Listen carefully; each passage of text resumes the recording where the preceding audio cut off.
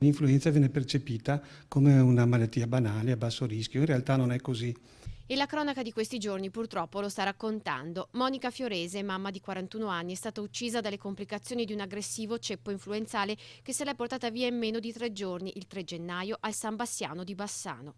Monica Scalzolaro, 45 anni, originaria di Arzignano, sposata e madre di 3 bimbi, muore al San Bortolo di Vicenza sabato mattina 30 dicembre. Influenza, killer anche per lei.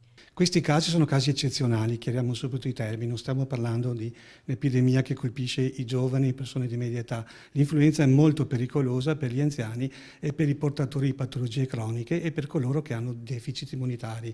O per donne in stato interessante, categorie quest'ultime alle quali i medici consigliano la vaccinazione ma la cui affezione negli ultimi anni è andata abbassandosi.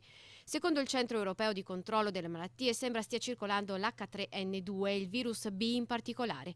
La soglia epidemiologica in Italia e resto d'Europa è passata.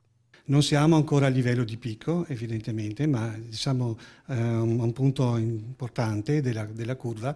Di solito il picco avviene dopo l'Epifania.